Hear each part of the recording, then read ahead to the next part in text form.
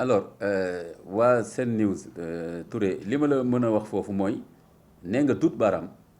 lu jara bàyyi xel mooy jéem a gàttandu fitna jéem a anticiper fitna parce que ni ma leen ko waxee sànq ñiy def politique ak ñeneen ñoo xam ne defuñu sax politique mais am mbooloo yu leen topp suñu amul dal tey rek réew mi mën naa tàkk.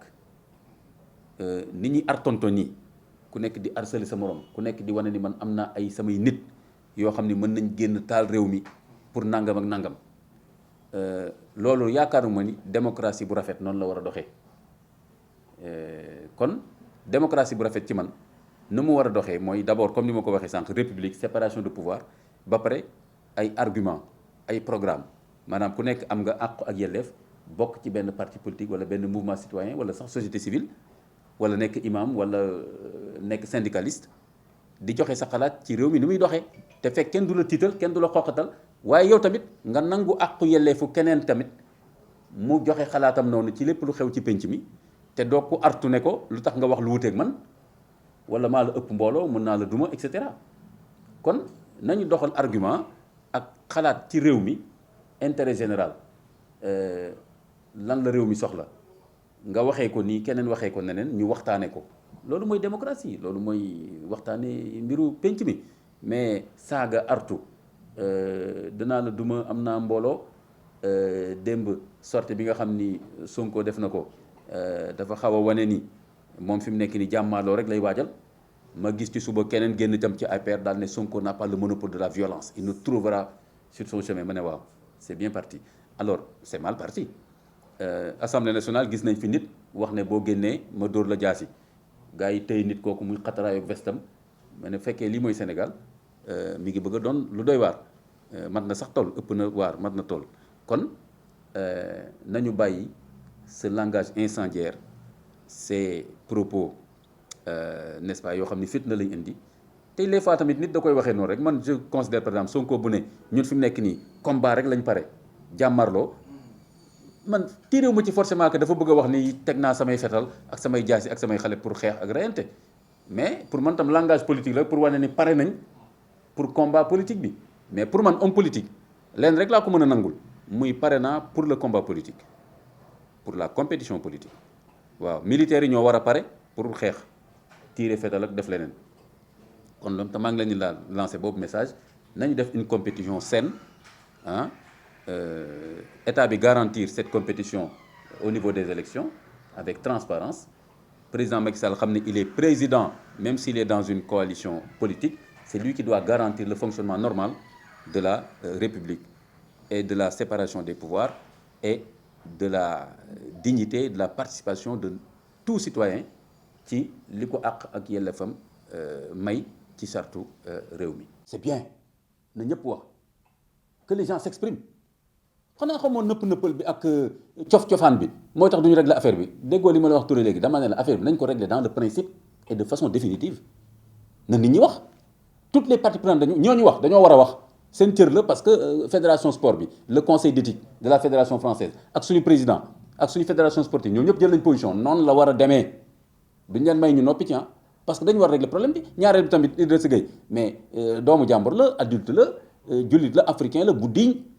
Valérie Pécresse mi ngi koy attaqué naan nañ ko sanctionner financièrement mais Idrissa Gana Gueye gëstu naa sànq 2 millions d'euros le levé pour les enfants africains atteints de VIH/Sida et de cancer dégg nga Valérie Pécresse kii ko félicité ko te pourtant mi ngi wax affaire exemplarité Valérie Pécresse mu ne ku nekk ci football bi nit ñi di la suivre da nga war a nekk exemple Idrissa Gana Gueye loolu mu def levé 2 millions loolu du exemple bu rafet dégg nga mu cité ko kon seen exemplarité bi c'est sélectif léegi moo tax ma ne la je reviens toujours sur ça nañ ko régler dans le principe mooy que il faut que mu am clause yu claire xam nga proposé naa ko sama benn poste peut-être am na ñoo xam ni comprendre dama ne clause de conscience na am ci sport bi clause de conscience nga xam ni nit ki buy signer contrat day wax ne man football moo ma fi indi wala daw wala xaw ma lan mais pas di nekk militant wu benn cause idéologique wala politique wala lu mën a doon te loolu mi ngi ci texte yi foofu ci seen fédération yi la preuve tey ji comme ni ma la ko waxee Israël mi ngi noot Palestine di nangu seen suuf di leen toroxal mais tey jii boo bëggee wax ni damay sol maillot Palestine ñu ne la non bul dugal affaire politique pourtant c'est la dignité humaine qui est en jeu parce que ñu ngi rey ay nit par contre LGBT ñu ne loolu moom non seulement da nga ko war a dugal ci sport bi mais sax boo solul seen couleur ñu sanctionné la kon loolu nañ ko seetaat ma am benn dimension aussi bu ma ci dolli bu ma yitteel lool xam nga mooy lan mooy que ni il faut que FIFA règle question bi définitivement avec les fédérations sportives ñu xam ku nekk sportif est-ce que dañ ko bëgg a def militant ou benn cause wala sportif la nañ ko régler clairement dans les textes il faut regarder les textes au niveau de la FIFA parce que textes yooyu bu ñu ko régler foofu mooy ball mooy régir les autres fédérations de sport bu ko defee joueurs yi bu ñuy signé ay contrat tamit kenn du leen fooyee naan leen da ngay génnee sàngara bi wala que da ngay bokk LGBT kooku benn la beneen bi aussi mooy boo xoolee def naa ko ci sama poste bi boo jëlee tey club yi gën a am doole tey Europe seen xaalis fan la jóge ci ay musulmans ñu nekk ci golfe bi am na club yoo xam ne demoon nañu bay nax saay ñu def fay investissement massif jënd club ba jënd stade ba jënd billet pendant des années yéen a ma ko gën a xam kon enjeu am na fa enjeu financier am na fa Valérie Pécresse maa ngi wax ak moom je lui parle clairement après naa ko defal benn poste pour moom su fekkee ne affaire ay sanctionné xaalis ngay jaay da nga ko def ci sa xaalisu Paris Saint-Germain ak Newcastle yooyu tubaab bi moomuñu ko tubaab bi fi ñu mënee mooy jël suñu xaalis di ñu ci tooñ mais tam suñ ko defee c'est que ñun jullit di tamit ñu joxe suñu xaalis ak ñun africains yi di leen ko jox asiatique yi duñ ko nangu chinois yi doo laal seen xaalis di leen fonto kon ki yore tey ji Paris Saint-Germain kan la seen financier bi waaw du Qatari waaw du mooy dugal milliard ci club bi li dugg foofu club bi est-ce que ëppul budget wu Sénégal alors waaw léegi ne yow di nga am xaalis mel noonu ba pare bàyyi tubaab ñu lay fontoo kooku tam dinaa ko defal poste comme cof naa leen déjà nan ngay nekkee musulman xaalis bu mel noonu nga dugal ko ci club bu tubaab ba pare tubaab bi ne la léegi ci biir club boobu am na journée boo xam ni yëfu góor jigéen dañ koy célébrer te waa club bi dañ koy sol xam nga lu ma koy wax nu mu tudd joxaat ma tudd Nasser Khelaïfi man Imam Ahmed Kanté de Dakar maa ngi koy interpellé di ko wax xam nga lu ma koy wax dama ko ni bu fekkee ni lii dëgg la ah moom ci boppam journée boobu dafa war a sol maillot LGBT il fait partie du staff du club oui lu tax ñuy bàyyi rek Idrissa muy bañ moom moo war a njëkk a bañ parce que moo ci def alalam te moom tam musulman te yaakaaruma ni danañ ko wax mu sol ko mais jour boobu club ñépp a ko war a sol supporters yi sol ko staff bi sol ko du rek joueurs yi kon moom ci boppam na ko sol te du ko ñeme sol parce que bu ko solee Qatar woo ko ne ko bul ñu fonto kon nag nañu régler problème bi définitivement mooy li ma proposé noonu mooy que musulman buy investir dans ces clubs là ci problème ci investissement bi ci boppam du problème nañu defaale benn clause éthique comme ni ko tubaab yi defee léegi ah def benn clause éthique mooy que ni kenn du imposer benn joueur ne serait-ce que muy sol wala di célébrer loo xam ni dafa weddante ak ngëm-ngëmam wala culture am te loolu posé ko problème de conscience personnelle war nañ ko may mu bañ a dugg ci loolu tubaab bi comme xaalis rek lañ gëm suñ leen waxee ni su ngeen nangu loolu ñu tam duñ fi investir dinañ xoolaat affaire boobu donc pour man noonu lañ ko war a régler au-delà de Idriss Seck sur le principe et de façon définitive mais mënuñu xaar chaque année ñuy wax qu'est-ce qu'on va faire di féliciter bu baax Idriss Seck di ko ñaanal yàlla Idrissa Gana Gueye di ko ñaanal yàlla tawfiq il est vraiment exemplaire ci taxawaay bi mu am mais en même temps ñun tam am nañ ci cër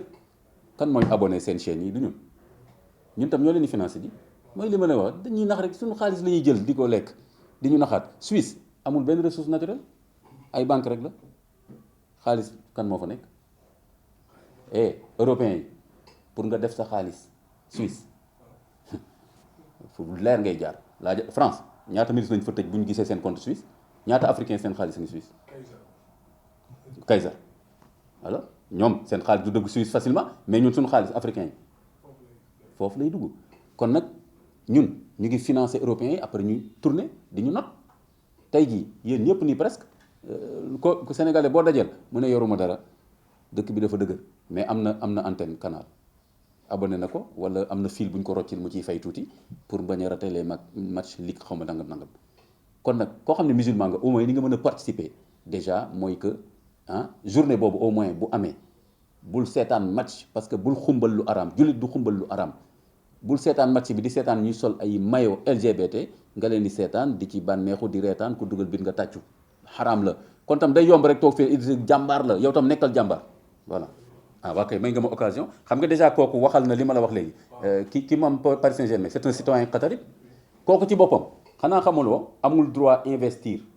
ci benn dëkk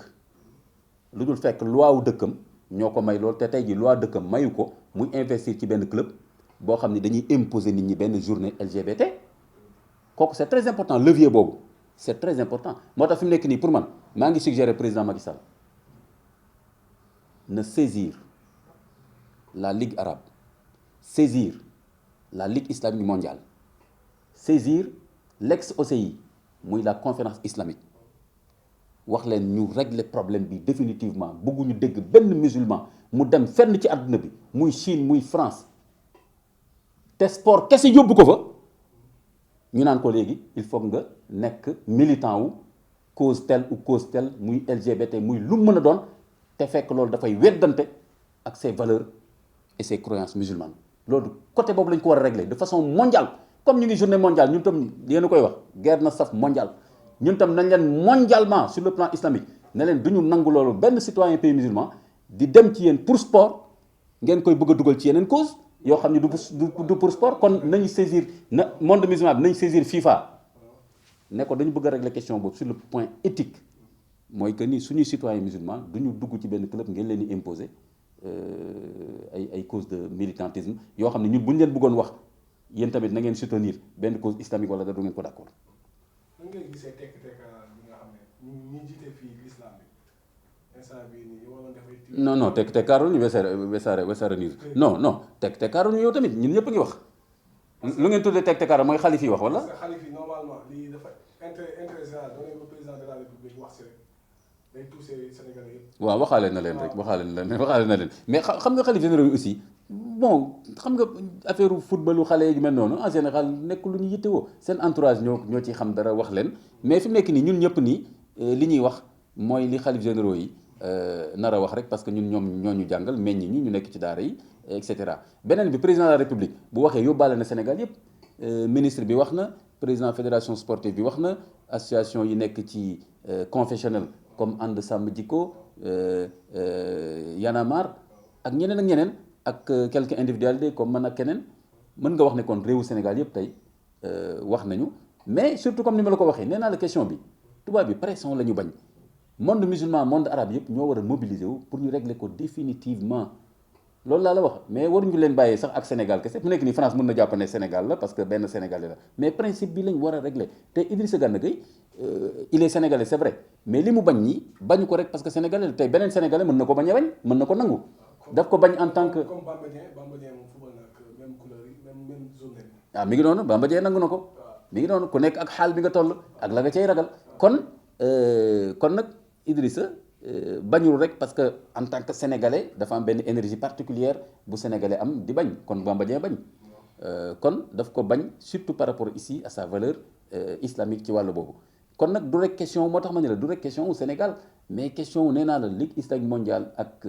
OCI nañ saisir la FIFA parce que loolu ñooy seen wujj nu ñu koy mën a waxee ñooy seen nawle FIFA mooy seen nawle au plus haut niveau yónnee leen courrier ne leen nañ régler problème bi définitivement waaw ni nga xamee ni yeneen question dañ koy régler définitivement tey ji ñoom ni ñu bëggee def LGBT benn agenda mondial réew yëpp nangu ko ba gis nga ku ko bañ tey ñu taxaw noonu la pays musulman yi war a defee coalition ak même certains pays chrétiens de l'Amérique du Sud ak Chine ak Union soviétique bëgguñu ko daal di wax ne non question LGBT bi en particulier parce que ci loolu la ñuy waxtaan nii en particulier question boobu nañ ko régler mooy que dëkk bu nekk na ko régler na mu bëggee citoyen bu bokk ci benn dëkk boo xam ni gëmul loolu bu ñu ko imposer loolu bu mu ñëwee foofu di def sport parce que sport la na am benn neutralité des valeurs au niveau des sports jigéen ñi bëggoon def muuru temps yi lañ leen doog autorisé mais at yi yëpp dañ leen ko doon tere ñu ne non parce que affaire diine waru dugg ci sport lu tax tam LGBT di dugg ci sport LGBT c'est une attitude c'est un choix idéologique et moral kon nag nit ki na muy def ndax day jaxasoo góor wala jigéen affaire am la mais lu tax nga ne sport bi nañu nangu ne loolu dañ leen war a jàppale wan leen am ngeen ci àqu yelleef extra Idrissa Gana Gueye terewul kenn def lu ko neex mais dafa ne man nag du ngeen ma jàppale loo par force ak mayo loo xam ne ñoom la ñuy jëf man sama diine daf ma ko tere.